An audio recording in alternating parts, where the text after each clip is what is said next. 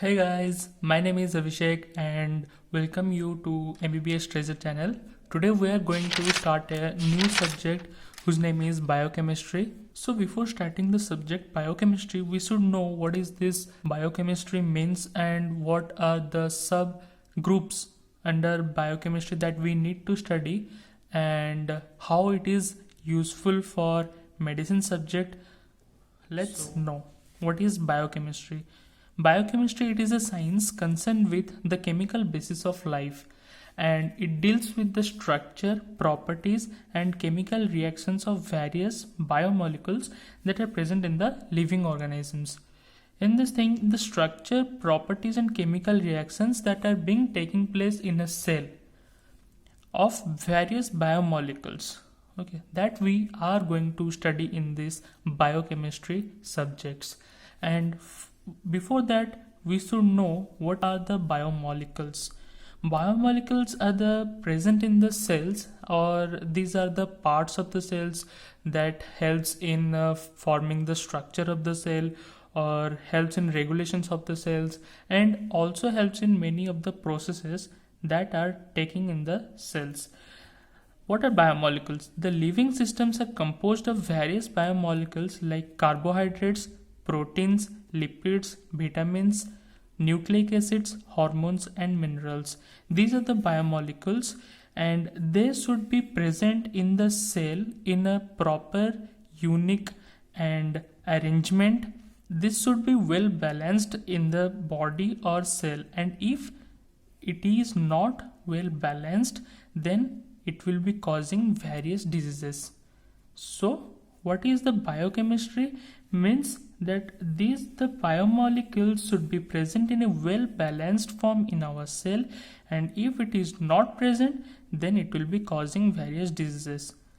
And in this biochemistry, we will also be reading about that how the cell changes according to the diseases, how it changes properties, structural properties and its mechanical properties. So biochemistry is the chemical language of life, and life means the cell of the living organisms. So the aim of biochemistry is to study the chemical nature, reactions of the biomolecules in healthy as well as diseased condition. As we are the medicine student, we should know what is the status of the cell in a healthy condition as well as a diseased condition. And all diseases have a biochemical basis, so it's important to understand thoroughly before diagnosing and providing treatments. So guys, now we know that exactly what does this means biochemistry. So to start the topic biochemistry, we should know the basic of biochemistry that is present in the cell. In the biochemistry, means the bio means the living organisms, that is obviously the cell, and chemistry means the chemical reactions that are occurring in the cell. So the chapter 1 of biochemistry is related with the cell only. So it is the cell biochemistry. Cell, what is a cell? It is the basic structural and functional unit of living organisms. Basic structural means it is the building block of every living organism. And functional unit means it is responsible for all the metabolic activities of an organism. The group of cells forms the tissue, then group of tissue forms the organs, then accumulation of those organs forms the organ system, and then the whole human body. So from the cell, the whole human body is formed. One more important thing of cell, that are the subcellular organelles. The cell also contains some subcellular small organelles that are responsible for the metabolic activities occurring inside the cell. All the metabolic activities, okay, and or you can say the processes that are occurring inside the cell. So now we know what is a cell, and we should know what are the types of cells. There are two types of cells. There are prokaryotic and eukaryotic cells. How it is divided? The prokaryotic cells, its nucleus, it is not well defined. You cannot find a particular defined nucleus in the prokaryotic cell, but in eukaryotic cell we can properly find the nucleus. The subcellular organelles, what about subcellular organelles? The distinct membrane bound organelles are not found in the prokaryotic, whereas in eukaryotic it is found. Particularly the membrane bound organelles are found in the eukaryotic cell. How the cell divide? It divides by binary fission in prokaryotic and mitosis and meiosis process in eukaryotic. What is the size? It's small, around 1 to 10 micrometer, and it's larger or big size about 10 to 100 in micrometer. Example of prokaryotic, it is bacteria and blue-green algae. It is animals, plants and fungi. So now the composition of cell. Cell comprises of water, inorganic and organic. Water comprises 70% of total weight, and inorganic it is 1%, that is sodium, potassium, calcium, iron, and organic it is around 18 to 19%, that consists of the proteins, lipids, carbohydrates or nucleic acids also. These are the biomolecules.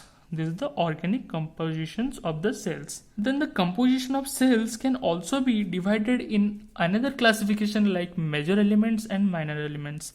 The major elements are HCO, NPS, that is hydrogen, carbon, oxygen, nitrogen, phosphorus and sulfur. Here the carbon is the most important element of the major elements because it's most predominant and versatile element in the nature, and it can form infinite number of compounds, and the number of carbon atoms have the stable covalent bond in between the carbon and it can grows up to unlimited length. That is why the carbon is the most major element in the human beings. The next, we should know the structural and morphological features of a cell.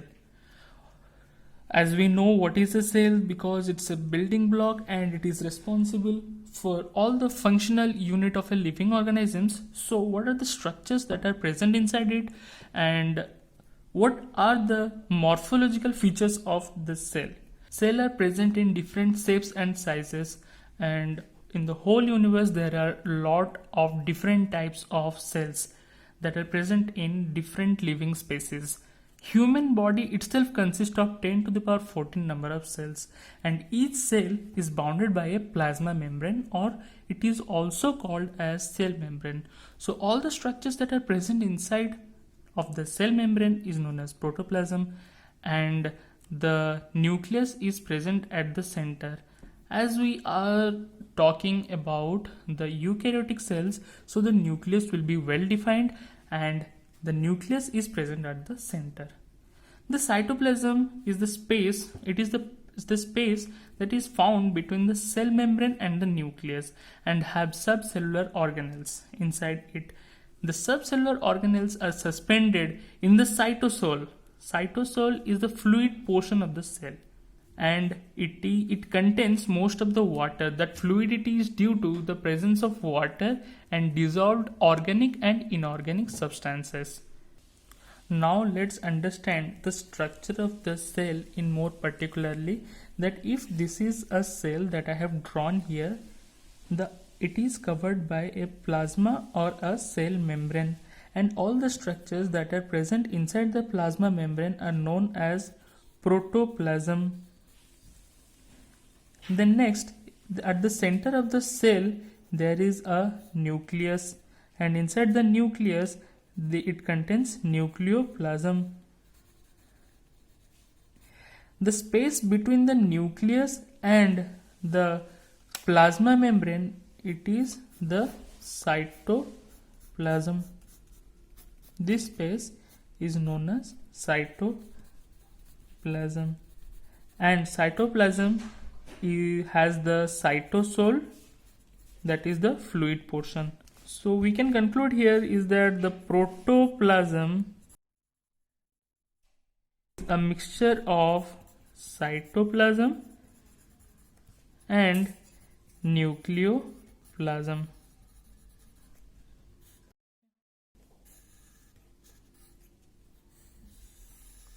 Then next we should know what is the marker enzymes. the specific enzymes that are present in a particular organ.